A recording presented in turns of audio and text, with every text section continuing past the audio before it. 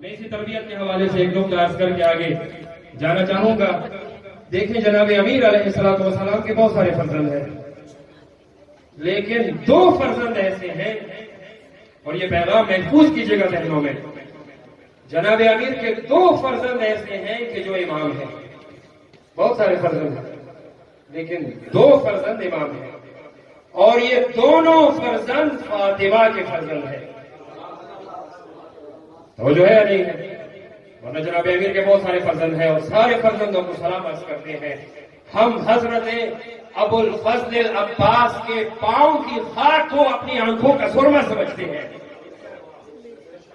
وہ عباس کہ جس کو عاشور کی شب، یہ میں نے خود ایک مجتہد سے پوچھا ہے یہ جملہ کہ اس کا کیا مطلب ہے.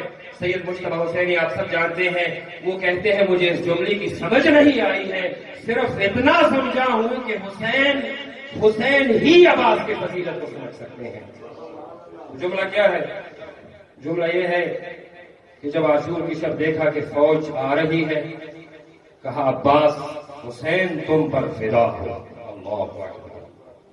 علماء تشریف فرما ہے کبھی بھی معصوم غیر معصوم کے لیے لفظ استعمال نہیں کرتا. جناب زین العابدین کہہ سکتے ہیں کہ میں حسین پہ فدا ہوں، جناب حسین کہہ سکتے ہیں کہ میں حسن پہ فدا ہوں، جناب حسن کہہ سکتے ہیں کہ میں امام علی پہ فدا ہوں، لیکن تاریخ میں ایک جملہ ملتا ہے کہ حسین عباس سے کہہ رہے ہیں حسین آپ پہ فدا ہوں. میں اس جملے کو لے کر سید مجتبی حسینی کے پاس گیا تھا، اس جملے کی مجھے سمجھ نہیں آئی ہے. صرف ایک ہی جملہ، صرف ایک ہی مطلب سمجھا جا سکتا ہے کہ عباس کی فضیلت کو یا تو خدا جانتا ہے یا حسین جانتا ہے. درود پڑھے محمد و آل محمد.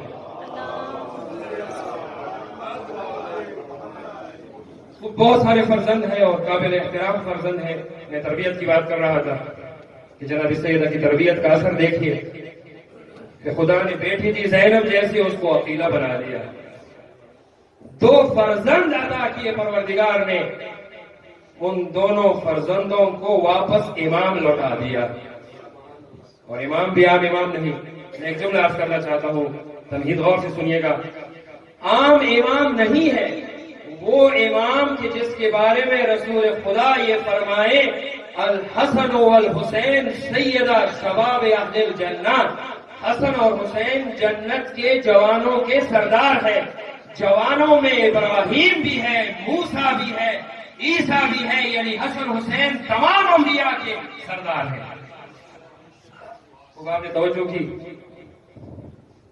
عرض یہ کرنا ہے کہ جب تک تربیت علی میں توجہ چاہتا ہوں، بہت سارے فرزند ہیں، تربیت علی میں کوئی نقص نہیں ہے، لیکن جب تک تربیت علی میں تربیت فاطمہ شامل نہ ہو امام نہیں بنتا. درود پڑھے محمد و آل محمد پہ.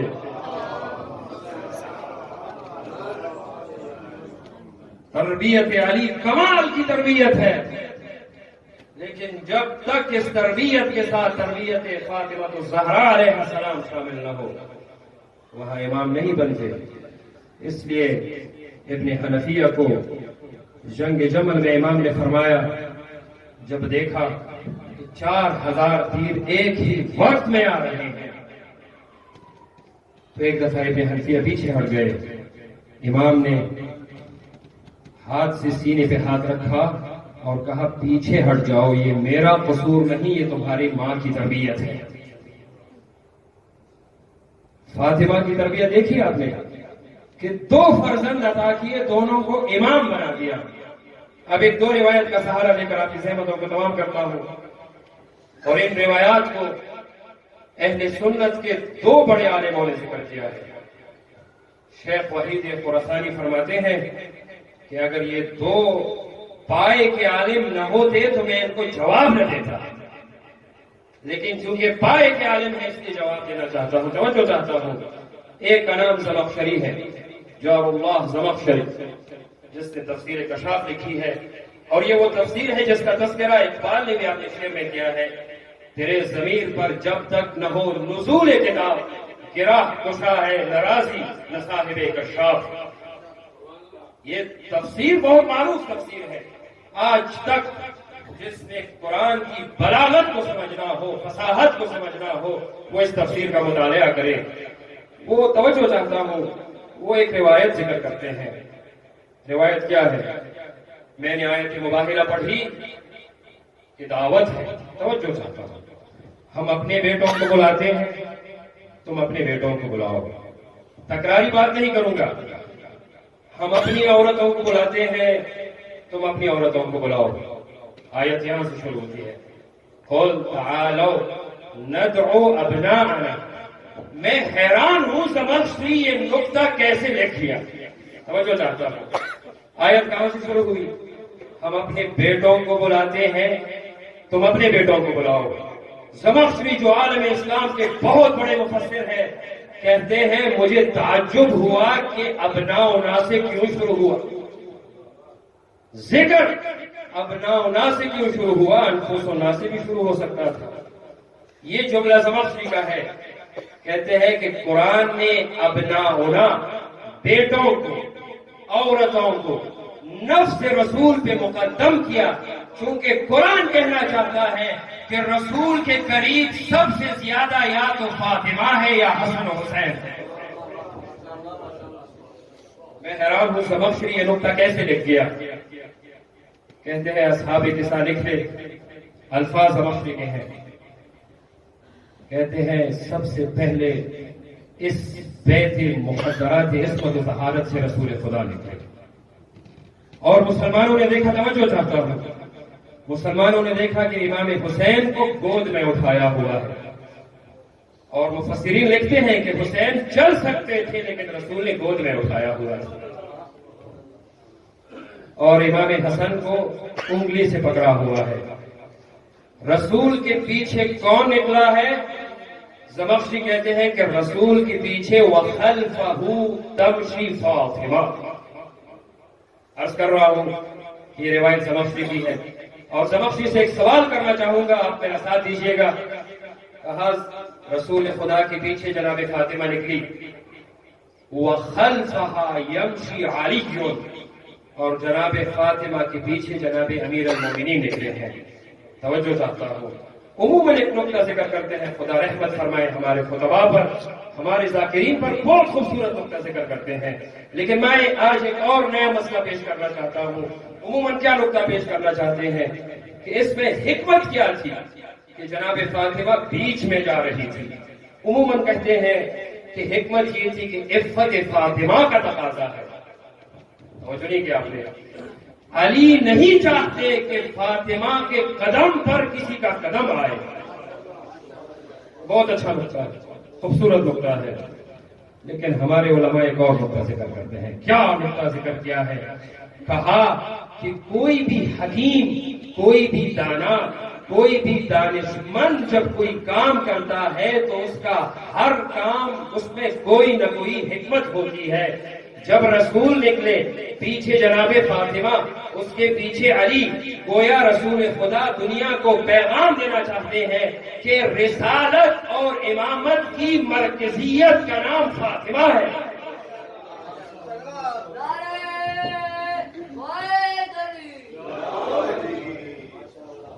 اگر کوئی مرکز ہے کہ جہاں رسالت اور امامت آ کر مل جاتی ہے تو وہ فاطمہ ہے۔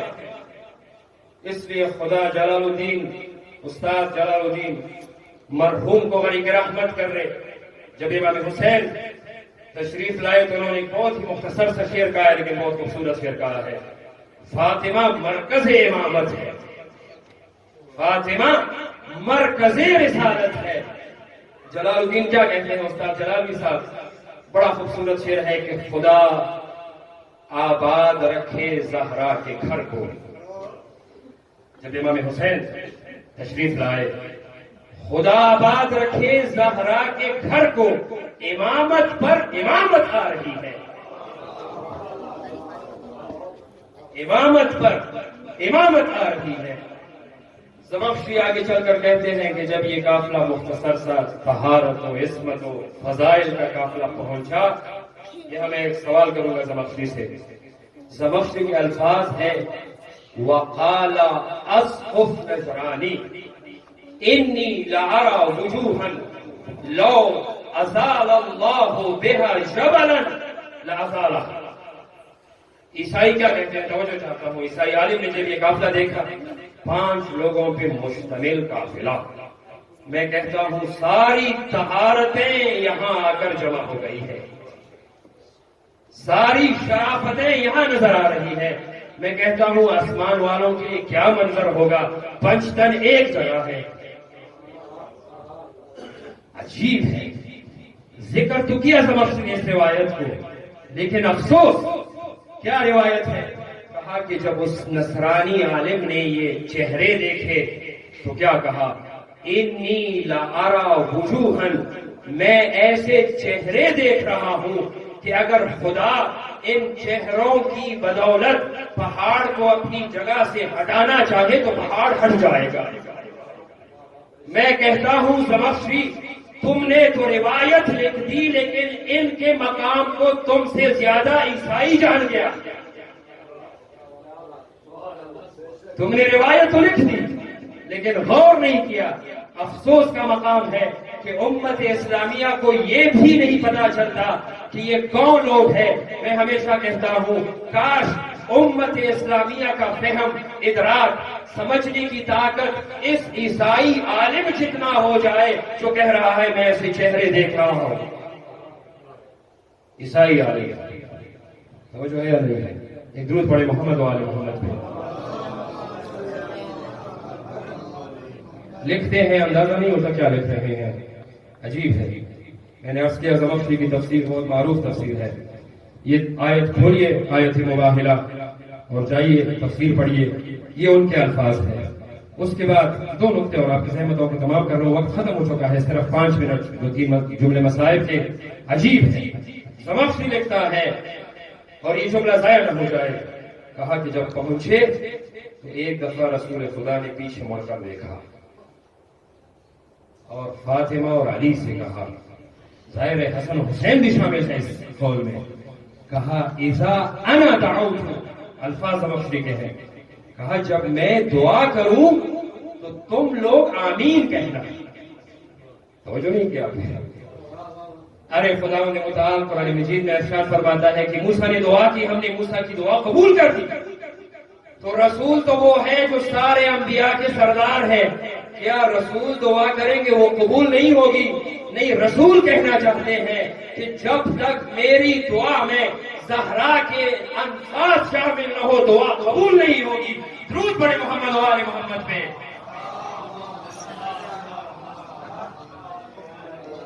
जब तक ज़हरा आमीन नहीं कहेगी, दुआ मारिज़ कबूलियत पर नहीं पहुंचेगी। तो न क्या जरूरत है कहीं कि मैं जब दुआ करूं तुम लोग आमीन कहना। यानी नजरान के ईसाइयों पर आजाब उसी वक्त आ सकता है जब मैं दुआ करूं और तुम लोग आमीन कहना। ज़मख़शरी जब ये जुमला लिखता है, उसके बाद वज़्न में आकर लिखता है कि ये जुमला दलालत कर रहा है कि अहले बैत से अफजल कोई भी नहीं है। यहां तक लिख गए, लेकिन फिर भी अंधेरों में थे। आखिरी जुमला तकरीर का, और ज़हमतों को तमाम कर रहा हूं।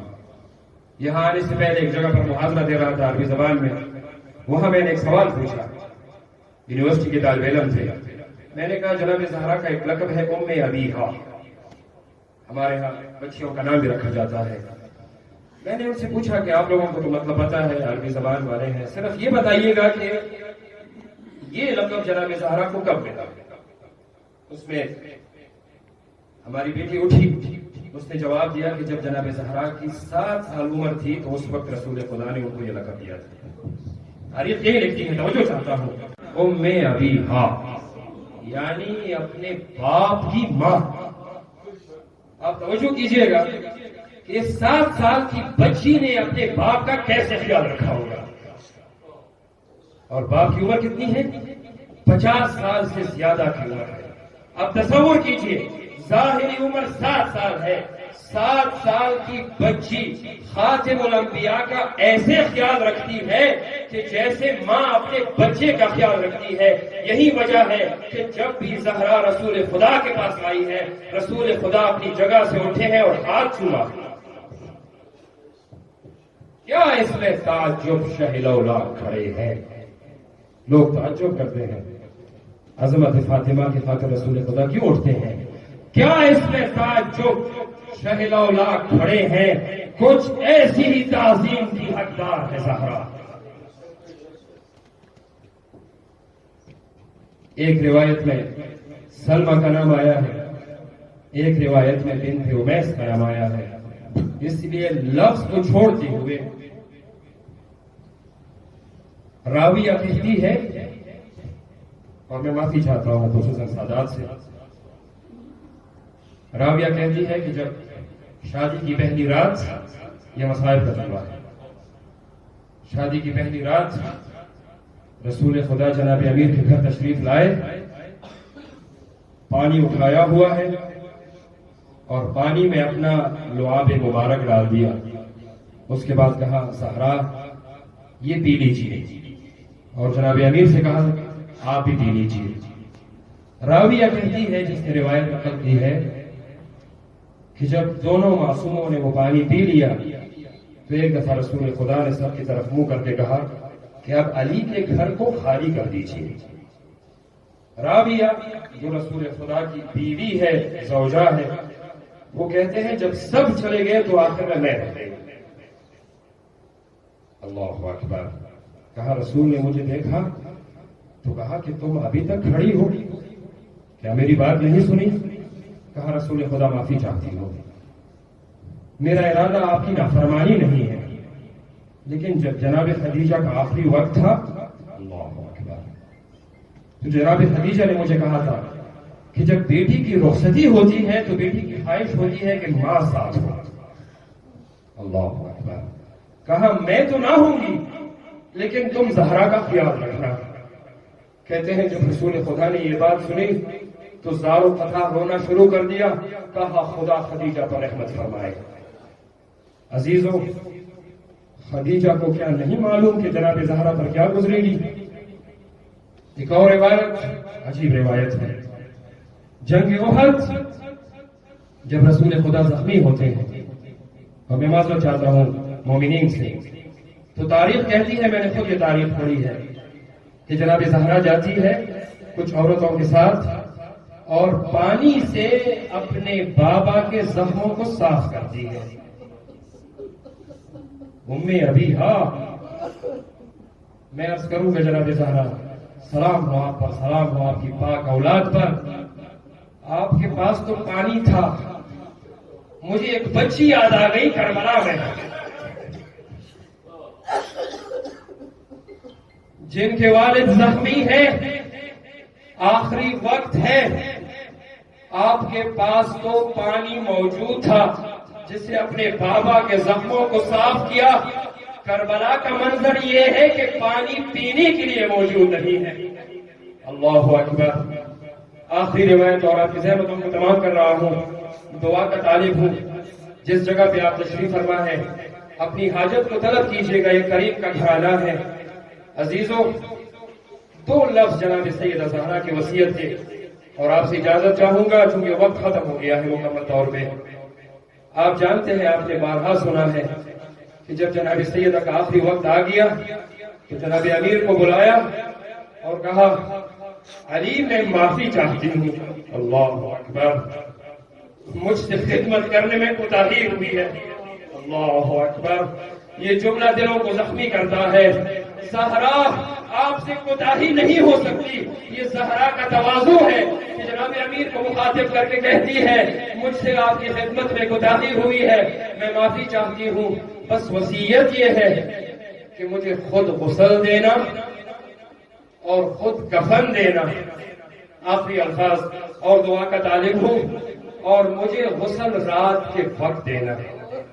کچھ علماء ذکر کرتے ہیں کہ رات کی وصیت اس لیے کی تاکہ میرے آقا میرے سرتاج زہرا کے زخموں کو نہ دیکھ سکے. اللہ اکبر. زہرا کو کتنا خیال ہے. کہا مجھے غسل دیجیے گا, مجھے کفن دیجیے گا اور مجھے خود دفن کرنا. آپ نے شاید یہ مقارنہ کبھی نہ سنا ہو, یہ موازنہ کبھی نہ سنا ہو. مجھے ایک اور وصیت یاد آ گئی. وہ جناب امام حسین کی وصیت ہے۔ عزیزو کربلا کی تعریف پڑھیے، امام حسین نے کسی جگہ پر نہیں کہا ہے زینب بہنا مجھے کفن دینا، مجھے دفن کرنا۔ اللہ اکبر، جانتے ہو کیوں؟ چونکہ زہرا جانتی ہے کہ میں دفن ہوں گی، مجھے غسل دیا جائے گا، مجھے کفن دیا جائے گا۔ ہائے حسین، حسین جانتے ہیں کہ نہ غسل دیا جائے گا نہ کفن دیا جائے گا، اس لیے رخصت ہوتے ہوئے کہتے ہیں زینب خدا کے حوالے، سکینہ کا خیال رکھنا۔ الا لعنت اللہ علی القوم الظالمین وسيعلم الذين ظلموا أي منقلب ينقلبون۔ ماتم حسین۔